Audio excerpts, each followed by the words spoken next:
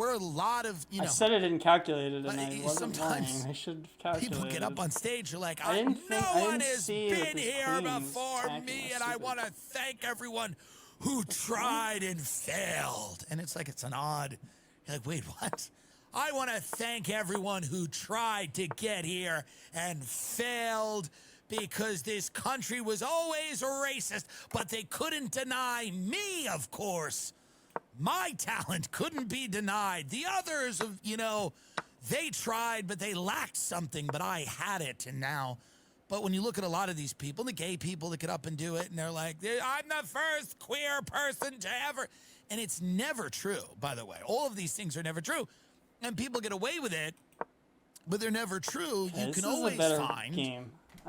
and you don't have to look that hard to find people like Ray always brings up that, like, one of the composers for the music of the Stanley Kubrick movies was like a trans woman who, you know, is like this legendary composer of all this music that went in the Kubrick films.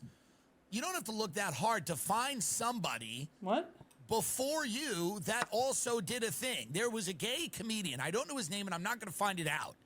But there was a gay comedian who performed for the military all the time. Insane, and it was very difficult. And if somebody knows who this is, they can message me. His name. And he died, but he was a gay comedian that would perform often for the military, which is not obviously always going to be the easiest crowd for an openly gay comedian. And he died. But he did it, and he went out and he said, and he would win them over with material, and in the middle of the set or towards the end or whatever, he would come out of the closet, and people wouldn't mind. It was, you know, it was just, but it was, you know, a little awkward because you're performing, and, you know, when he was performing, attitudes about gay people were more, you know, conservative than they are now. But, you know, he wasn't famous. This was not a famous person, but he was out there as an openly gay comedian doing what he did. So I've been lucky enough to get to a level, and I've probably even said there's probably not too many gay male comedians who've gotten to a level that I've gotten. There's a few of them. And I've been lucky, and that's the internet primarily, because the internet has, you know, allowed people to get involved in people's careers. But the reality is, you can never claim you're not the first of anything. Let's go there. In 2024, you're not it. You might be doing a great job, but you're probably not the first. You just maybe got more famous than the other people, which is such an empty way to look at it. It doesn't mean you're better or you're more deserving. It just means that things worked out for you. But there's a lot of people that, so it's always interesting when these speeches go a little overboard. They run that line between narcissism and, you know, because we get it. It is good to, you know, to break new ground. But then it just gets, always gets a little uncomfortable towards the end.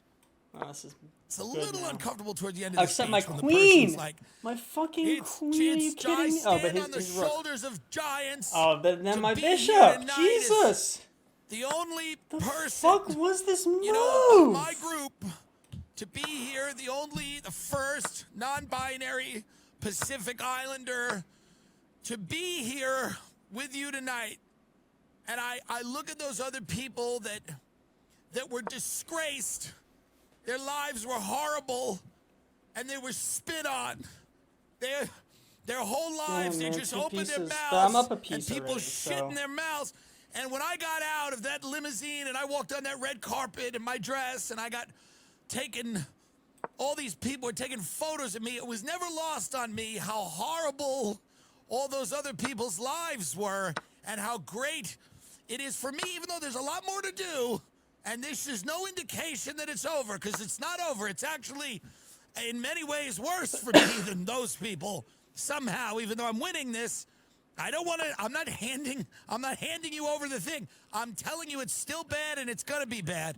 But just as I was in my Valentino dress, I got out of, and I thought about all those people whose lives were terrible right before me. But there is a visceral, exciting thing about identity. Something fun about it. We all can get into it. We go, yeah, good for you. I'm happy. I'm happy when someone wins, right? So I think Michelle Obama Oh my God. is the only way, and it's gotta be big. It has to be big. It's gotta be Beyonce at the convention. It has to be big. You've gotta, There's no way it's gotta be that. You have to lean. You have to lean into it in a way that's, you gotta ride the line between offensive. I mean, it's gotta be Native American with the drums, kind of drum circles, and it's gotta be African, like traditional African dance, because that is a nice dance. You don't see that a lot, like the traditional kind of African dance they do. And I'm telling you, this all seems racist. None of it is. And that's what's interesting. What's interesting about it is that it all seems racist, and genuinely none of it is. And then I have to